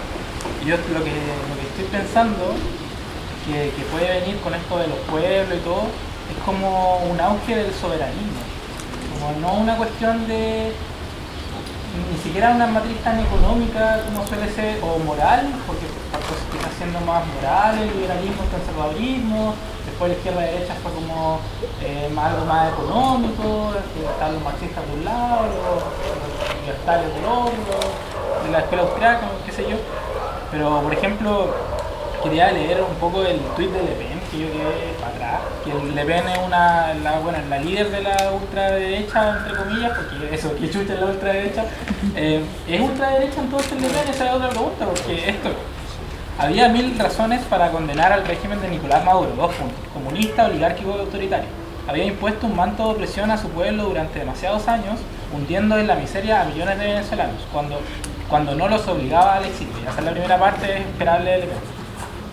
Y esto dice, pero hay una razón fundamental para oponerse al cambio de régimen que Estados Unidos acaba de instaurar en Venezuela. La soberanía de los estados nunca es negociable, independientemente de su tamaño, poder o continente. Es inviolable y sagrado. Renunciar hoy a este principio por Venezuela, por cualquier estado, equivaldría a aceptar nuestra servidumbre mañana. Esto sería un peligro mortal, sobre todo cuando en el siglo XXI ya se presencia importantes convulsiones geopolíticas que proyectan una sombra permanente de guerra y caos sobre la humanidad. Entonces, como que de alguna manera... como que el progresismo termina haciendo alianzas como con la centro derecha, y al final es cipallismo nomás. Entonces yo creo que no, quizás, voy a decir una locura quizás, pero no tendría más sentido incluso poder conversar con ciertos sectores conservadores pero que sean soberanistas, más que estar conversando con sectores cipallistas, progres, entre comillas. Eso. Bueno, se entiende lo que plantea Le Pen, porque la verdad es que el gran enemigo de la OTAN es Trump. Ese es el gran enemigo de... Claro, efectivamente la OTAN se ve en peligro y Europa se ve en peligro precisamente con el imperialismo yanqui. Y claro, o sea, tira este recado porque ven en riesgo, ¿no es cierto?, su propia soberanía, ¿no es cierto? Entonces, claro, vale la pena también considerar que la revolución comunista china se llevó a cabo también junto con sectores que eran reaccionarios y que lucharon en contra, ¿no es cierto?, que eran los Kuomintang, ¿no es cierto? Y los sectores más nacionalistas y más conservadores fueron los que se sumaron después al Partido Comunista Chino, ¿no es cierto? En África también está sucediendo un fenómeno más o menos similar en ese sentido, ¿ya? Y tal vez puede que precisamente rompiendo con esta binariedad entre derecha e izquierda podamos encontrar puntos en común, quizás, quién sabe, ¿no es cierto?, con algunas personas que tal vez tengan un sentido más patriótico, más nacionalista tal vez, ¿no es cierto? Pero ¿por qué? ¿Por qué nos encontramos? Porque la lucha que se viene ahora es la lucha por la verdadera independencia, aquella independencia que no hemos tenido, que nunca ha llegado, ¿no es cierto? Porque estas independencias de cartón son las repúblicas de los criollos, y que en definitiva le ha entregado durante todos estos siglos, ¿no es cierto?, nuestros recursos, nuestra producción en manos, ¿no es cierto?, a los capitales extranjeros. Entonces, efectivamente, podría ser, no estoy diciendo que hagamos eso, por si acaso, que nos juntemos con casos o algo así, pero podría ser que eventualmente en un futuro cercano podamos encontrarnos precisamente en esta batalla, en esta lucha que es por nuestra verdadera independencia, por nuestra soberanía, por nuestro territorio, por los recursos naturales, por lo que nosotros producimos. Si ahí está la gran lucha, la gran batalla, está precisamente en que lo que nosotros producimos no es para nosotros y para nosotras, ¿no es cierto? Lo que nosotros producimos se lo llevan otras personas. Nuestros recursos naturales no nos pertenecen. Y en la medida en que nosotros vayamos avanzando precisamente en soberanía, en territorio, autonomía, independencia, efectivamente también vamos ganando terreno en la independencia mental también. Que precisamente los problemas de salud mental, que Chile tiene todos los récords, consumo de drogas, consumo de alcohol, depresión, suicidio, etcétera, etcétera, etcétera, son sumamente serviles y útiles a los que tienen el poder. La manera como de tapear ese dolor muchas veces consumiendo más. Claro. Entonces tenemos que avanzar también en eso, en esa independencia personal que se encuentra en lo colectivo y en lo comunitario con otras independencias también personales y van avanzando en esa, de forma cada vez más masiva, ¿no es cierto?, en esos procesos, creo. Gracias. Oye, primero que todo agradecer a las compas que organizaron el espacio, a Hernán, a Gonzalo por la exposición, y bueno, me resulta bastante interesante pensar en estas dicotomías, en estas discusiones que se dan. Bien, Gonzalo lo planteó y con quien quiero polemizar en ese sentido, trayendo también a colación a Gramsci y un concepto que me parece interesante para replantear los momentos históricos, que es el concepto de la traductibilidad, la capacidad crítica de traer conceptos anteriores o momentos anteriores, pero reestudiarlos en la actualidad. Eso me lleva a pensar en cuanto a izquierda, derecha y fascismo. Efectivamente, el fascismo tiene un componente histórico con Mussolini, con la fuerza de masa, con un componente nacionalista, imperialista también. Sin embargo, Hernán trajo a colación a otro autor que también me parece interesante, Mariátegui, que Mariátegui hace un estudio, él estando en Italia, sobre el fascismo, en un momento en que el fascismo se reconocía revolucionario. Aprovecho de invitar a ver una serie, que es una novela también, que se llama El hijo del siglo, que es la primera temporada sobre el ascenso de Mussolini al poder, muy buena. Y claro, pues ellos se reconocían revolucionarios. Sin embargo, Mariátegui hace un estudio en que titula de la siguiente manera el fascismo: la biología del fascismo. Por lo tanto, Mariátegui dice, el fascismo, que se dice que es la creación de Mussolini, Mariátegui dice, el fascismo no lo creó Mussolini. El fascismo encontró al condottiero, al duce, al jefe, en Mussolini. El fascismo no es tampoco propiamente el colectivismo. El fascismo es una serie, y ahí retomo lo que dice Hernán, una articulación de pasiones, frustraciones que van armando esta biología del fascismo. ¿Y por qué lo traigo a colación? Porque si no discutimos la problemática del fascismo, si no discutimos la problemática de la izquierda y de la derecha, tenemos por otro lado, nos podemos reír, lo podemos tomar como burla, pero un tipo como Axel Kaiser diciendo que el fascismo y el nazismo son lo mismo. Y lo establece, y hay gente que compra el libro, y en redes sociales se establece esa similitud. Cuando históricamente responden dentro de un mismo proceso histórico, que es después de la Primera Guerra Mundial, que por cierto, con una crisis del capital, pero que responde a dos dimensiones de la política completamente distintas. Que Mariátegui dice, por un lado tenemos la revolución y por otro tenemos la reacción. Son respuestas distintas a un mismo problema. Y ahí también está cómo quizás traducir en el concepto de Gramsci el fascismo. Y ahí no tengo la respuesta, pero una de las cosas que a mí me llama la atención de esta forma del mileísmo, el bolsonarismo e incluso el trumpismo es una rearticulación del capital. Lo que sí veo es una rearticulación del capital. En un momento en que el capital entra en crisis, se rearticula, aparecen nuevas formas, y ahí está quizá esta idea de la revolución pasiva, una nueva forma de presentar algo nuevo, pero manteniendo la estructura sin cambiar nada. Y ahí también nos hace pensar en estos conceptos de derecha e izquierda y sobre todo de izquierda. Efectivamente, tenemos acá sujetos como Brunner o Tironi que se reconocen de izquierda.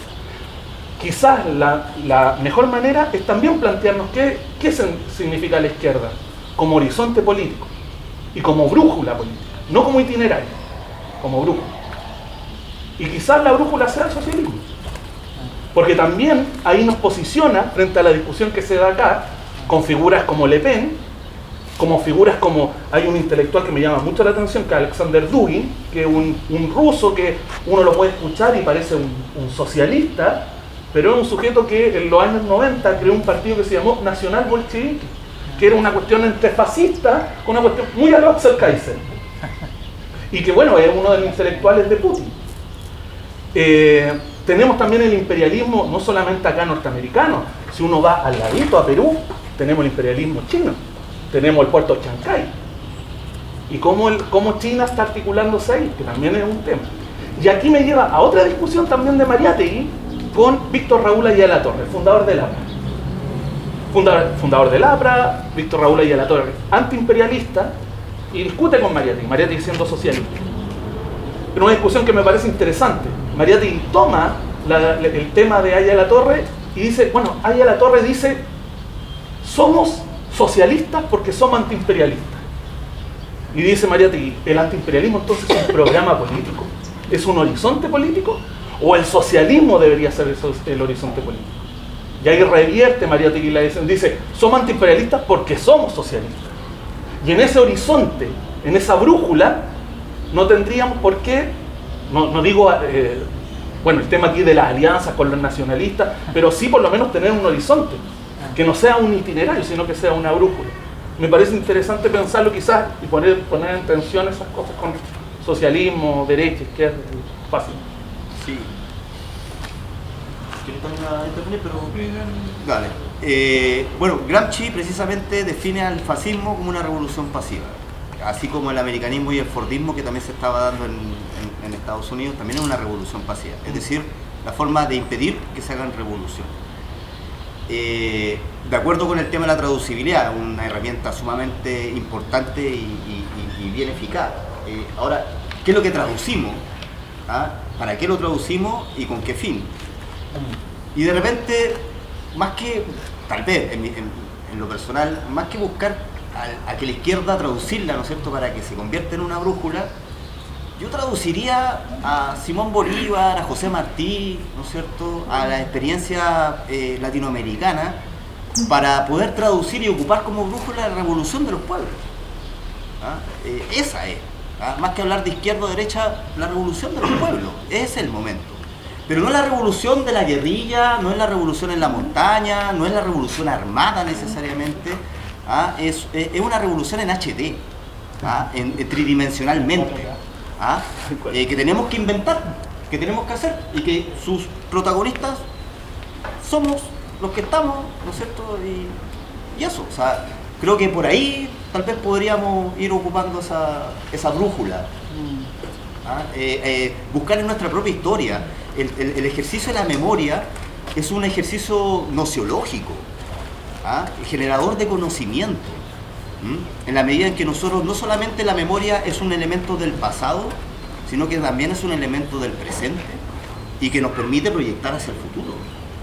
Entonces es una fábrica de conocimiento que a nosotros nos permite desarrollar identidad, subjetividades, y que impulsa, nos motiva, ¿no es cierto?, a visorar un mañana, porque lo que nos tiene sumamente chato y miope es precisamente esta lógica de Boric, de Kass, de Piñera, de Bachelet, de Lagos, de Elwin, ¿no es cierto?, donde nosotros nos deja sin visualización, sin proyección, vemos solamente el presente y nos olvidamos del pasado, ¿ah? Cuando lo que tenemos que hacer es el ejercicio precisamente de traer nuestra historia, de llevarla con nosotros, ¿no es cierto?, y no vernos en sepia, no vernos en blanco y negro, sino que precisamente nuestra historia está viva, está palpitando en nuestros momentos, ¿ah?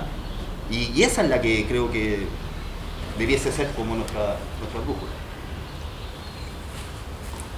Yo pensaba un eje muy importante a nivel ideológico, pero también en el combate del fascismo histórico y de las ultraderechas contemporáneas, es el anticomunismo. Lo vemos en Milei, pero también lo podemos ver en la ultraderecha europea, lo podemos ver en Trump. Eso no es casual.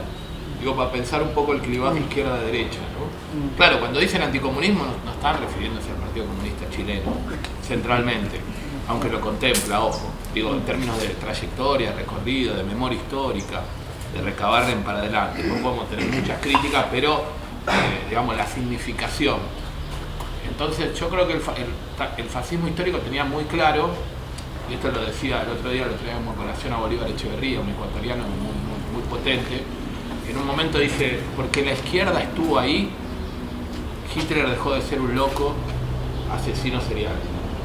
Sí, porque la izquierda efectivamente tuvo un proyecto vital, cuestionador, culturista en buena parte de Europa, en Alemania, en Italia, ¿no? Claro, al mismo tiempo coincido que en América Latina los proyectos emancipatorios, las apuestas de liberación no se agotan en las izquierdas, con todas sus expresiones. Entonces tendremos que construir, yo diría hoy, o recrear un proyecto emancipatorio que al mismo tiempo se nutra, se enriquezca, se amalgame con otras tradiciones. Bueno, ahí mencionaba el pueblo de nación mapuche, las decenas, cientos de pueblos de Abya y Ala, pero también el proyecto, los feminismos y disidencia exceden con creces a las izquierdas, ¿no? Y bienvenido sea. Y así podríamos seguir pensando, ¿no? En un montón de coordenadas, en una constelación. Yo me sigo reivindicando izquierda, me sigo reivindicando marxista, al mismo tiempo entiendo que hay un montón de tradiciones de las que mamar, nutrir, enriquecer la perspectiva del marxismo, ¿no? Y coincido con que hay un agotamiento de las izquierdas, de los proyectos. Por eso arrancábamos reconociendo que hay una relativa indeterminación estratégica, traducido. No tenemos claridad de por dónde vamos, ¿no? O sea, tenía el itinerario y la brújula a la izquierda en el siglo XX, por ahí ese itinerario era medio erróneo, estamos de acuerdo, pero hoy ni siquiera lo tenemos. O sea, había un debate, guerra popular prolongada, insurrección, gradualismo, no importa, había un montón de estrategias en disputa, supieron triunfar varias en el siglo XX, hoy no hay claridad. No tenemos ni la brújula, me parece, ¿no? Entonces, recrear una brújula en esa clave de la caja de herramientas, creo que es clave.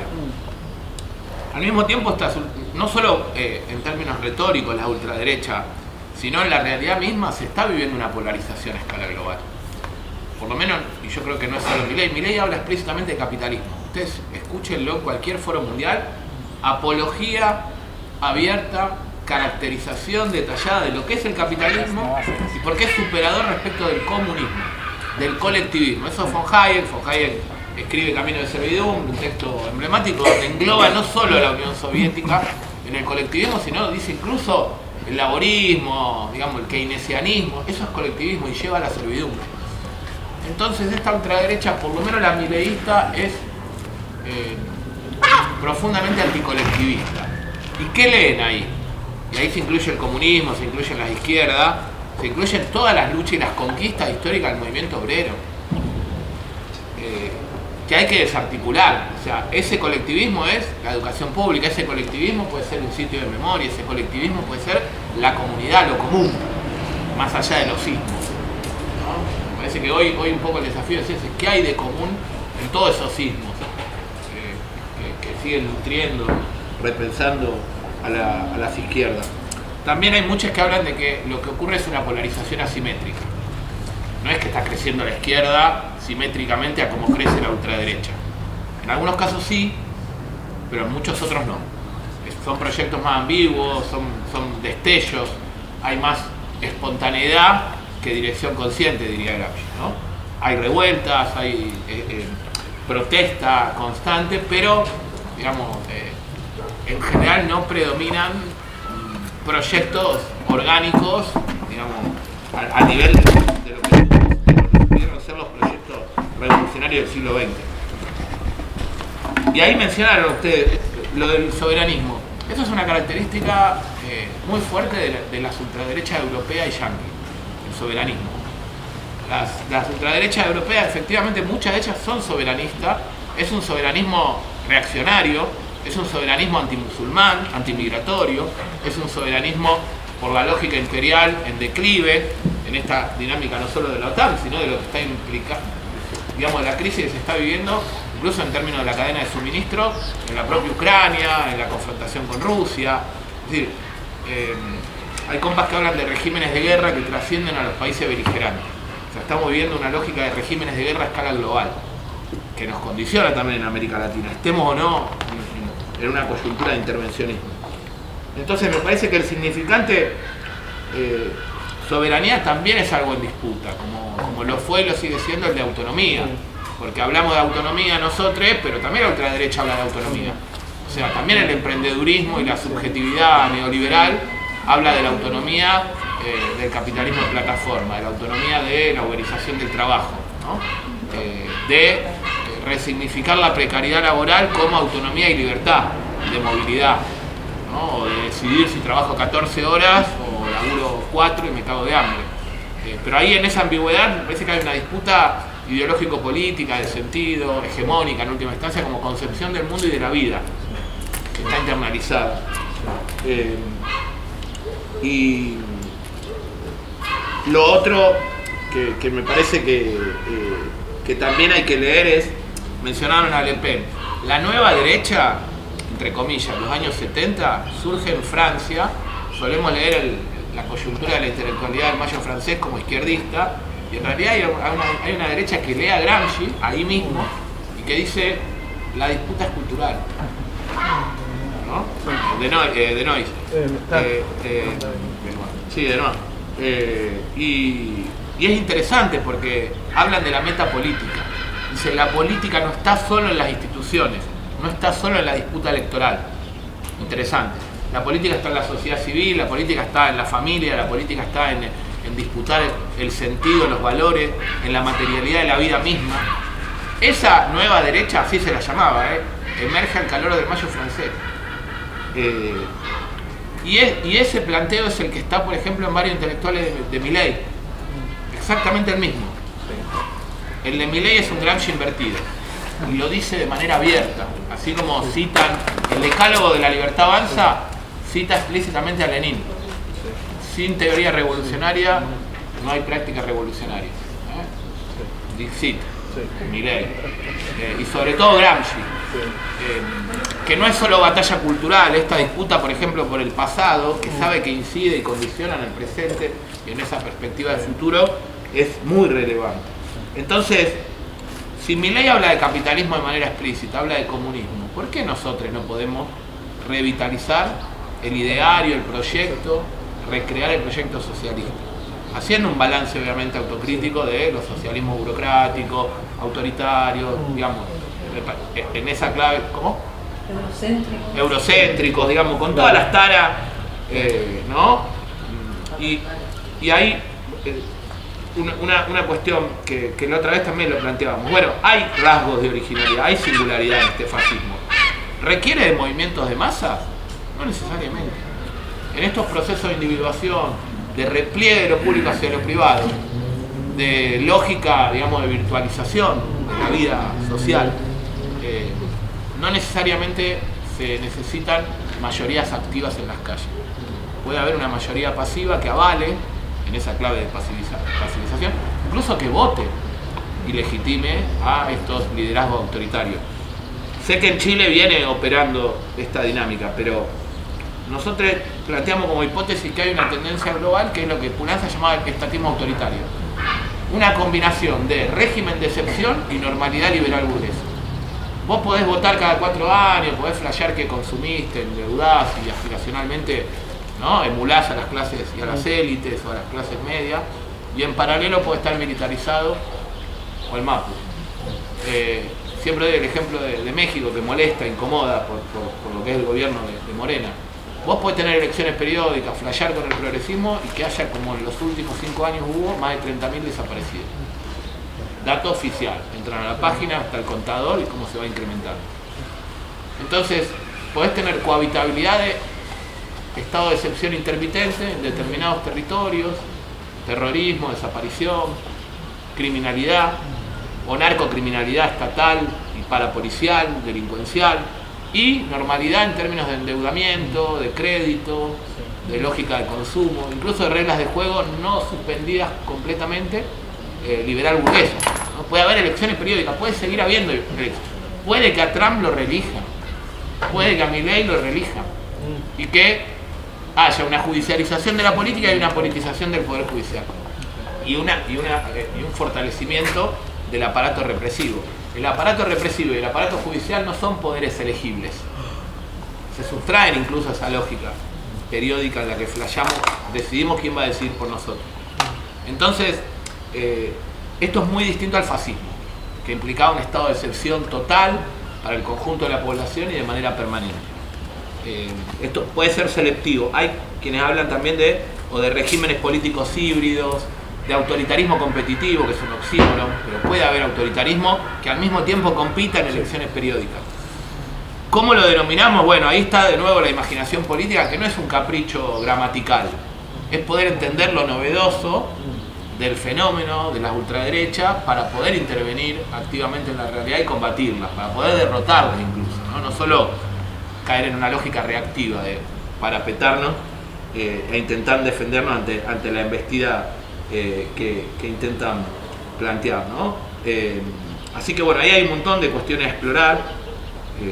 Yo creo que el proceso más cercano al fascismo en la actualidad es el del bolsonarismo, porque hay una ideología fascista abiertamente, porque hay un movimiento de masas fascista o neofascista. O sea, hoy la ultraderecha ha ganado las calles, tiene mayor capacidad de movilización en Brasil que la propia izquierda, hay que decirlo, el campo popular, si no queremos hablar de izquierda. Y hubo un intento de cambio de régimen político que transitoriamente se frustró. Pero es muy probable, hoy se están peleando, digamos, por las candidaturas de ultraderecha, desde uno de los hijos de Bolsonaro hasta el actual gobernador de San Pablo. Y es muy probable que unifiquen su candidatura. Y el problema ahí, no menor, es, ¿qué te dicen les compas? Desde el MCT, el MTCT, el PT, todo. Esperemos que Lula no se muera, literal. No, pero es trágico. Es trágico porque no hay un recambio. Entonces, un problema no menor de los progresismos fue el relevo, los relevos, los hiperliderazgos, como lo llamaron varios, que Chávez un poco anticipadamente dijo, creemos el PSV, evaluemos, pero claro, decía Weber, el carisma no se hereda, no es que vos decís, che, Maduro, vos vas a tener el carisma de Hugo Chávez, no lo tiene, está clarísimo, ¿no? Y recién hablábamos antes de Cuba, Díaz-Canel, y Díaz-Canel no bajó de la sierra enfierrado y derrotó al ejército de Batista, ¿no? Entonces, eso también opera en términos de agotamiento de los proyectos. Y hay otra categoría más, ya que hablábamos bastante de Gramsci, bienvenido sea, que es la de la estadolatría. Gramsci hablaba de la estadolatría. ¿Qué es la estadolatría? El gobierno de funcionarios. Y eso para Gramsci era un problema. Cuando no pensamos en un horizonte de autogobierno y agotamos un proyecto político en el recambio de élites en un gobierno de funcionarios, por más que sean los funcionarios más piola, más copades, más, no sé, ya ahí hay un problema. Entonces, ¿cómo trascendemos la estadolatría? Y otra cosa que Gramsci también llamaba, que es la pequeña política. La política de la rosca, decimos en Argentina, la política de las disputas, digamos, para una lista en términos electorales. En Argentina, lamentablemente, en la coyuntura en la cual Milei termina ganando en octubre, es una coyuntura de disputa al interior del campo popular por liderazgos y cargos, porque no hay una diferencia sustancial, qué sé yo, por caso entre Axel Kicillof y Cristina Fernández. No la hay. O sí, pero son matices que no ameritan ese nivel de polémica y de confrontación pública. Entonces nos tenemos que preguntar hasta qué punto no hay incluso racionalidad en un voto hacia Milei por parte de los sectores populares, ¿no? Y yo creo que lo loco en el 2023 hubiese sido votar a Massa, lo digo provocativamente, ¿no? Ministro de Economía en un contexto inflacionario galopante, un tipo conservador, pedorro, o sea, no emocionaba ni a la propia militancia, parte de eso viejo que se quería transformar o cambiar o superar.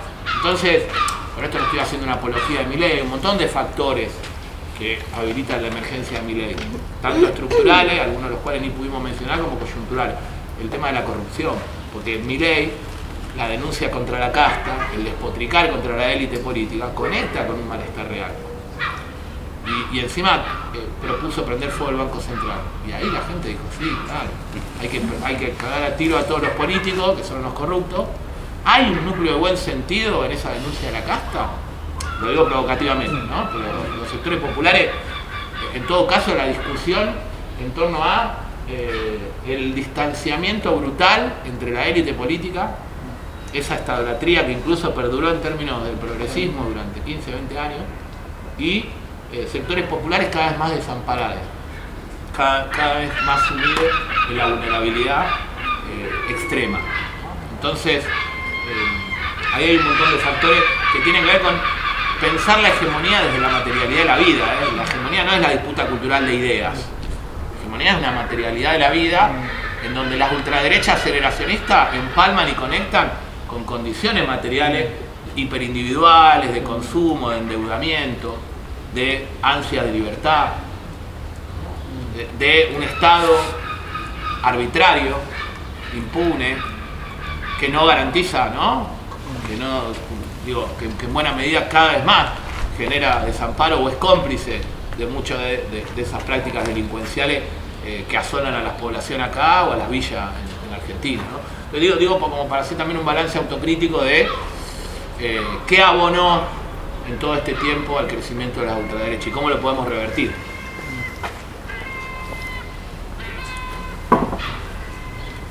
Y ahí agregaría el autocuidado y la autodefensa, que son dos ejes que tenemos que poder debatir y pensar, ¿no? Cómo ejercitamos el autocuidado colectivo en esa clave de la salud, la autodefensa de espacios, también de cuerpo, territorio, personal y colectivamente. Sí. Yo le agregaría a eso, María, la pregunta, la derrota, o cómo la derrotamos electoralmente, la dejo ahí. No, yo a propósito de eso, como que claro, también pensando desde este sitio, que es un sitio de resistencia, y cómo también hemos gestionado con todas las dificultades este sitio, y las conversaciones que hemos tenido con las compañeras sobre la importancia de retomar el legado de las compañeras feministas, particularmente el feminismo popular, ya que es un feminismo no burgués, que no es el feminismo no progresista, es un feminismo militante, un feminismo popular, y además que nos ha enseñado la ética del cuidado. La ética del cuidado muchas veces se olvida, y en la izquierda también no es como parte del programa de izquierda, ¿no? La ética del cuidado nos enseña cómo gestionar la vida, nos enseña que tan como gestionamos la vida en este espacio comunitario, también tenemos que aprender a gestionar la vida en otros espacios políticos, en el espacio de la militancia. Y por lo menos para nosotras, así lo hemos conversado, ¿no? Esto también es como hacer la arquitectura del futuro que queremos, ¿no? Pensando, como dice Rita Segato, ¿no? En un pensamiento tópico y no utópico. No queremos volver a la forma de vida, estoy hablando yo en este caso particularmente de los compañeros de los proyectos revolucionarios de los años 70, patriarcales, ¿no? Con un pensamiento eurocéntrico. Queremos también hacer este futuro hoy día aprendiendo de esa enseñanza. Y desde también cómo lo estamos construyendo hoy día. Hoy día estamos construyendo lo que realmente queremos como futuro político, como proyección de nuestra vida comunitaria. Y ahí, claro, hay muchísimo que aprender. O sea, tenemos que dar esta conversación, por eso son tan importantes estos espacios de debate, de conversación, de conocimiento, de hacer política, ¿no? De hacer política real en el territorio, así como Freirina, ¿no? Freirina nos dio enseñanza en el 2013, ¿no? de cómo se hace política, de la asamblea, ¿no? de cómo se piensa y se saca del horizonte territorial a una tremenda empresa como AgroSuper, ¿no? Y esa comunidad de Freirina es una enseñanza que igual quedó ahí, como que en algún momento salió harto, pero rápidamente nos olvidamos y volvemos a pensar en esquemas